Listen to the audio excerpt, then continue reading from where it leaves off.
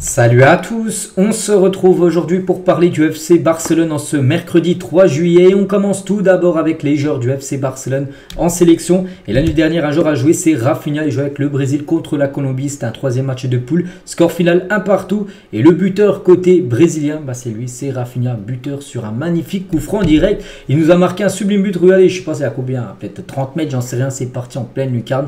Sublime but de Rafinha, c'est qui marque très rarement du côté du Barça en coup franc. En tout cas, il l'a fait du côté de la sélection brésilienne et on peut voir que c'est le joueur qui a obtenu la meilleure note parmi les 4 attaquants du côté du Brésil. Donc Vini, Rodrigo, Paqueta et Rafinha, c'est le seul à avoir une note de plus de 8, 8.1 exactement par rapport à sa performance. Et du coup, avec ce match nul, donc le Brésil est officiellement qualifié pour les quarts de finale de cette compétition. Donc ils finissent après deuxième quand même de ce classement, de ce groupe D. Donc du coup, ils affronteront un premier pour les quarts de finale. Et du coup, le Brésil de Rafinha affrontera l'Uruguay de Araujo. Ça sera un duel 100%, on peut dire. Barça en plus sera un gros match. Pour moi, ce sera la plus grosse affiche des quarts de finale. Et à noter, les gars, que l'Argentine vient de Léo Messi, bien sûr, ancien joueur. Ils ont un boulevard quand même pour aller en finale. Parce que l'Équateur, puis après, s'il s'impose, ce sera soit le Venezuela ou soit le Canada pour l'Argentine. En demi-finale, ça se peut qu'il y ait un Argentine-Brésil. Ça peut être ça l'affiche de cette compétition. Et on peut voir, tiens, les horaires et dates, tout simplement, de ces rencontres. Bien sûr, par exemple, le match entre le Brésil et l'Uruguay, qui concerne 2 joueurs du Barça l'un contre l'autre, ça sera dimanche matin à 3 h du matin, tout simplement, là, pour ce gros choc où les deux devraient certainement être titulaires. Et concernant Vini, parce qu'on a pu voir aussi le match, le Classico, on peut dire Barça-Real, le Araujo, Vini, qu'on a souvent vu lors des Classicos, Vini sera suspendu tout simplement. Donc il ne devra pas prendre, on peut dire, Vini pour ce match-là, Araujo. Voilà ce qu'on va dire sur la Copa América. On bascule sur l'Euro, les gars. Donc Jules Koundé a été inclus dans l'équipe des 8e de finale de Marca. Le journal Marca, ils ont fait en gros les meilleurs joueurs des 8e de finale. Ils ont fait un 11 de départ. Et un joueur du Barça dedans, c'est Jules Koundé au poste de... Bon là, défenseur droit, on peut dire. Et la même chose, les gars, sur l'application SofaScore, pareil, les gars, Jules Koundé également présent dans cette compo. C'est le seul joueur du Barça. Notez que peut-être Nico Williams, peut-être futur joueur du Barça, est également présent. Et pour revenir, les gars, sur Koundé, donc il a joué 360 minutes pour la France à l'Euro. C'est simple, Donc le plus grand nombre de tous les joueurs du Barça, voilà, c'est celui qui a joué le plus. Tous les autres joueurs du Barça, il n'y en a pas un qui a joué plus que Jules Koundé pendant cet Euro, c'est simple. Il a joué les 4 matchs, 4 fois titulaire et 4 fois il a joué les matchs entiers. Et Jules Koundé qui sera certainement titulaire, bien évidemment, pour le match après-demain contre le Portugal de Cancelo et Félix. Et Pedri, Koundé et Lamine Yamal font partie des 10 meilleurs joueurs en termes d'occasions créées à partir d'un jeu ouvert à l'Euro. On peut voir quand même qu'en plus, Koundé, les gars, c'est quand même incroyable parce que bon, on parle de Pedri ou même Lamine Yamal sont plutôt des joueurs offensifs. Koundé est défenseur droit et voilà, il fait partie quasiment des joueurs qui a créé le plus d'occasions lors de ce championnat d'Europe des nations. Et regardez les clubs, les gars, avec le plus de joueurs en quart de finale de l'Euro. Et on peut voir que le Barça ainsi que le Bayern et City, il y aura 9 joueurs quand même du FC Barcelone, on peut dire, engagés, on peut dire, pour les quarts de finale de cet Euro. Et toujours avec cet Euro, et chaque joueur de la nation gagnante de l'Euro pourrait gagner jusqu'à 400 000 € en prime. Voilà, bien sûr, ce serait une grosse rentrée d'argent pour les joueurs qui gagneront, bien sûr. Ce championnat d'Europe des nations, la finale, c'est dans maintenant 11 jours, J-11 avant cette finale. Puis après, ça sera vacances, bien sûr, pour tous les joueurs. Peut-être qu'il y a un joueur du Barça, on espère qu'un joueur du Barça gagne, bien sûr, 7 €.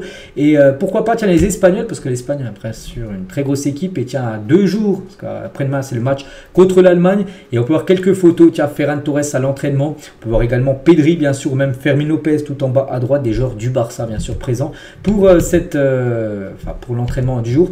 Et tiens, le Roi Sané, joueur de l'Allemagne qui va affronter l'Espagne. Nico et Lamine, Nico Williams et Lamine, sont de grands joueurs, vu leur âge et surtout l'âge de Lamine. Pour eux, jouer comme ça, c'est génial, bien sûr, parce qu'il parlait bien sûr du futur adversaire qui est l'Espagne. Voilà, beaucoup de questions sur le duo Nico Williams et Lamine Yamal.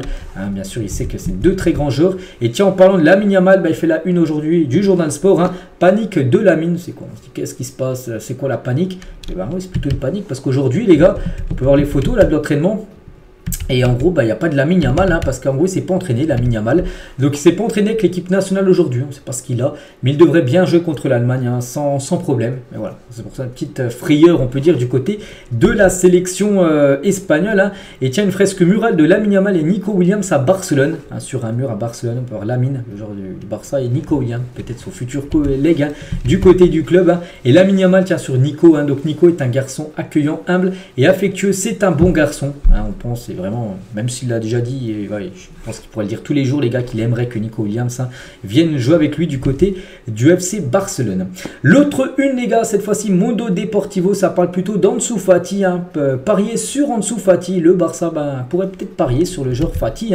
Donc Fati est totalement concentré sur le Barça et veut réussir au club. Son père, Bori Fati, a dit à Jorge Mendes, son agent, de ne pas écouter les autres offres. Par exemple, l'équipe du Fenerbahçe est intéressée, ou le coach José Mourinho le voulait, mais en gros, il a dit, le père de Fati, enfin Bori Fati, son père d'Ansu, il a dit non, on n'écoute aucune offre, on veut essayer de réussir du côté du Barça. Il va faire la pré-saison, il va essayer de donner son maximum pour réussir et bien sûr être conservé pour la saison prochaine. Le départ d'Ansu Fati en prêt cet été n'est pas logique. Le Barça veut signer un ailier cet été, mais il a également l'occasion de prouver sa qualité en pré-saison. Le club va miser sur lui. C'est vrai qu'on parle beaucoup de Nico Williams, mais imaginez si Nico Williams ne peut pas se faire, parce qu'on sait que le mercato du Barça, tu ne peux pas faire ce que tu veux à Barcelone, par rapport au mercato. Peut-être tu as déjà un ailier gauche, tu as peut-être déjà Ansu Fati. Bon, peut-être là vous me dites, tu es sérieux, tu veux garder Ansu Fati alors que nous on préfère Nico Williams, c'est vrai, mais peut-être c'est pas possible Nico Williams par rapport au prix. Vous savez que le fair play financier, tout ça. Donc c'est pour ça que ça peut peut-être être le plan B. On peut dire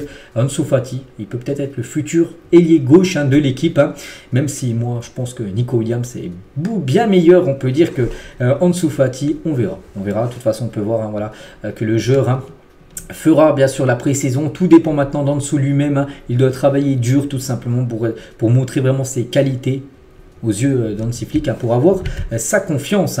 Et tiens, un sondage, le Barça doit-il faire confiance à Ansu Fati en tant qu'ailier gauche la saison prochaine? Donc moi je vous dirais oui, tu peux, mais tu recrutes Nico Williams. Tu recrutes Nico Williams, tu le mets, Nico Williams titulaire. Et bien sûr, Nico Williams ne pourra pas jouer tous les matchs. Des fois, tu vas faire des rotations, tu vas tourner, bien sûr. Et là, bien sûr, Ansu Fati peut être son remplaçant. Mais je ne mettrai pas Fati, les gars, en titulaire, bien sûr, pour la saison prochaine. Non, loin de là. Mais oui, tu peux le conserver, bien sûr, lui donner un peu de temps de jeu. Après, est-ce qu'il accepterait d'être remplaçant? Ça, c'est pas sûr. On va parler d'Araujo, les gars. Le Barça a été très clair avec Araujo. Il est intransférable pour le club. Cependant, intransférable, mais cependant, au cas où il voudrait partir, si le joueur dit je veux partir, le Barça exigerait au moins 100 millions d'euros. Voilà. Donc les clubs sont avertis, des clubs comme Manchester, comme le Bayern, qui ont déjà eu des vues sur Araujo, c'est 100 millions d'euros pour lâcher. Moi je dis 100 millions d'euros, je l'ai dit là, je dis aujourd'hui, je l'avais déjà dit il y a un mois, j'ai dit il faut le lâcher. 100 millions d'euros, tu reçois une offre du peu importe le club, tu le vends directement à Araujo. Déjà, tu investis 58 millions sur Nico Williams que tu fais venir, et au pire, tu peux recruter encore un défenseur aux alentours des 40 millions d'euros. Et puis au pire, tu as déjà ce qu'il faut en défense centrale. Je vous rappelle, il y a pas mal de décès déjà au sein du club. Des Pau Cubarsi, il y a du Nigo, il y a Christensen, il y a Jules Koundé, il y a quand même du monde. Donc oui, moi je le vendrais 100 millions d'euros directement.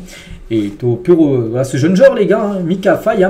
Et pour l'instant, les gars, le Barça, on a l'impression qu'ils ont changé d'avis. Le Barça voulait vendre Mika Faye. Regardez, le Barça a informé Mika Faye qu'il ferait partie de l'équipe première la saison prochaine. Hansi Flick compte sur lui. C'est plutôt un revirement de situation concernant Mika Faye, qui était proche de Porto. Donc Flick aime le profil de Mika Faye, il le voit comme un défenseur qui joue au ballon, rapide et qui a une très bonne puissance de tir. Il le voit également capable de jouer au poste d'arrière gauche.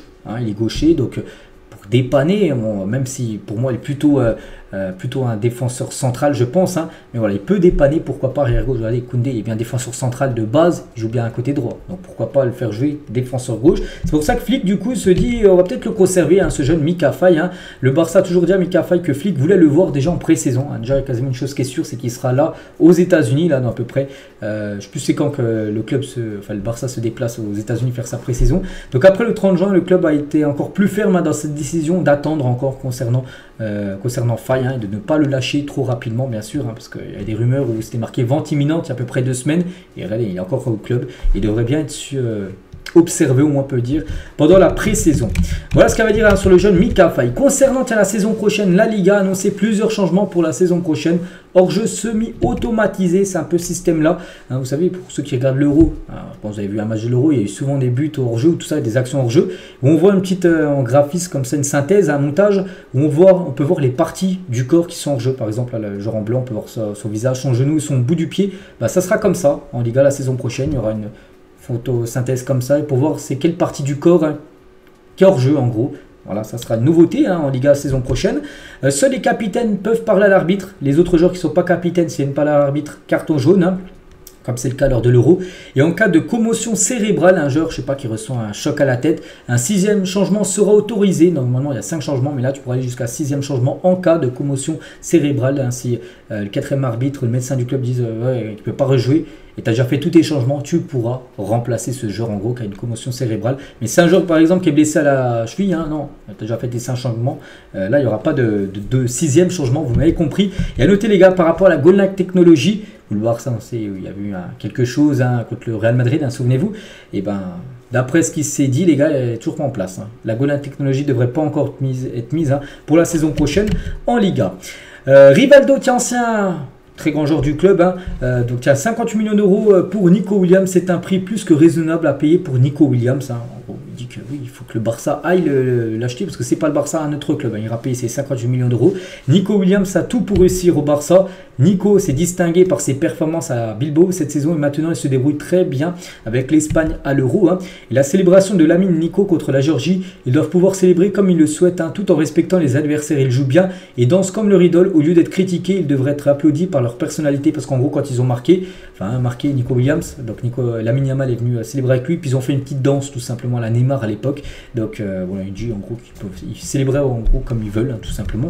Il n'y a pas de débat à faire. Et on finit la dernière info du jour les gars, le Barça reviendra au Spotify Camp Nou, normalement ce serait début 2025. Bon, un coup c'est fin novembre, un coup c'est début décembre, mais là ce serait plutôt début 2025. Bon voilà, ce serait dans ces eaux là.